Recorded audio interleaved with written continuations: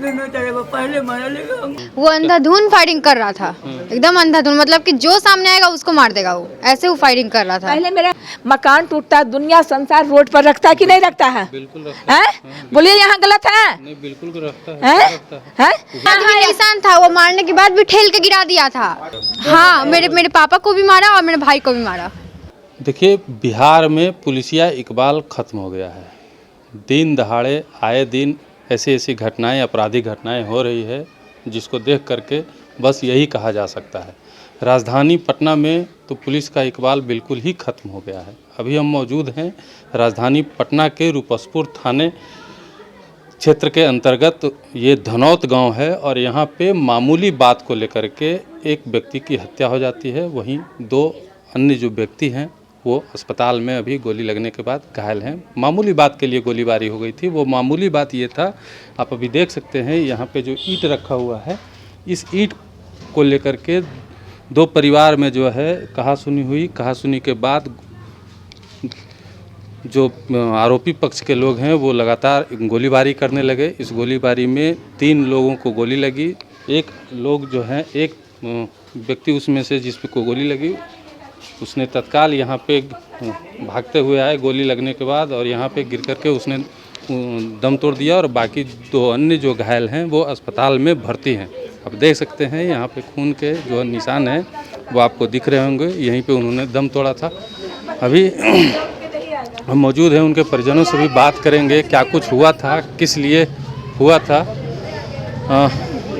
Ma'am, जो हुआ तो वापस नहीं हो सकता है, क्या कुछ हुआ था ये बता। कोई लड़ाई झगड़ा नहीं भैया, हम घर धोए, घर धो करके ये पानी मकान टूट रहा था ना, तो यहाँ इतना कचरा जमा था, इतना कचरा जो जमा था यहाँ पर, यहाँ से लगता है 1 ईंटा पानी वहाँ गया होगा। ये कोई बड़ी बात नहीं है, हैं? बोलिए कि बड़ी बात है? वो काकी इतना सा जूठा रोटी था, चावल था, एक ढेर सा डस्टबिन में जो भी कचरा भरा मेरे वो घर में जाके फेंक दी। फिर भी हम कुछ नहीं बोले। गांव वाला सब आया, हम बोले देखिए क्या किया, तो गलत है, गलत ठीक है। मेरे ससुर बोले, चचेरा ससुर, कि ठीक है विवाह हम उठा करके हम फेंक देते। हम कि क्यों चचा आप क्यों फेंकिएगा, हम खुद ही फेंक देते हैं। इतने में हम मेरा बेटा निकला और बोला कि आंटी आप क्या रोज रोज लड़ाई कर रहे हैं, गलत बोला है? नहीं, बिल्कुल। बोलिए कि हाँ यहाँ गलत है आपका बेटा का? बिल्कुल। वो का कि डंडा निकाल के वो अपना देवर को दे दिया, मेरा बेटा को मार के पूरा मुंह से खून गिरा दिया। उस समय भी हम बोले कि छोड़ दो, हम अपना बेटा को लेके अंदर चल गए कि ये तो सनका ही है, जितना मारना हुआ वो मारा। जब वो भाई को बुलाया और सब गांव वाला सब जुटा, कितना मारा, तो वो घर में बंद हो गया, घर में बंद हो गया। हम बोले ठीक है घर में बंद हो गया, हट जाओ, जाने दो। उसके बाद कल क्या हुआ, कल मेरे हस्बैंड को बुलाया, अब बुला करके बोला, मेरे भगना को बोला कि जाओ तुम मामा को बुला के ले आओ। तो में एक गए, हम पूजा कर रहे थे, दीपावली का दिन था, सुबह में उठ के हम घर उड़ धो करके हम पूजा करने बैठे। हाँ, और मेरे हस्बैंड चूल्हा बना रहे थे, गैस का चूल्हा। तो ये बोले ना कि मामा परवीन मामा बोल, वो बुलाया, परवीन मामा बुला रहा। मेरा दिमाग सनक से हो गया कि वो काहे बुलाया, इसका हस्बैंड बुलाता ना तो हमको नहीं डर लगता, लेकिन वो बुलाया। हम दौड़ल गए तो बोला, वहाँ देखिए ईटा रखा हुआ, देख लीजिए। हाँ, देख लिए। वो ईटा रखा, वो बोला ईटा हटा दो। हम बोले कि ईटा आपका जगह में नहीं रखे परवीन जी, ये मेरा जगह 2 फीट है। तो वो बोला कि हाँ आप ही का ज़मीन है, लेकिन यहाँ नहीं रखा है। क्यों नहीं रखेंगे?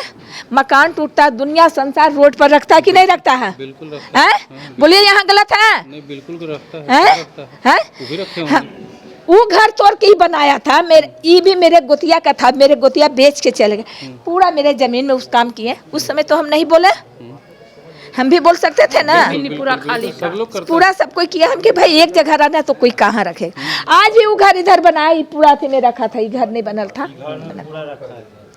वो हो गया। उसके बाद डंडा, उसकी वाइफ डंडा निकाल के दी तो मारने लगा मेरा बेटा को, मेरा हस्बैंड को। तो हम कह रहे तुम उसको क्या मारा, मारना हमसे ना लड़ाई हुआ है, तुम मेरे में हमको मारो, तुम ईटा। और उसी करते करते उसकी वाइफ पिस्तौल निकाल के 2 गो दी।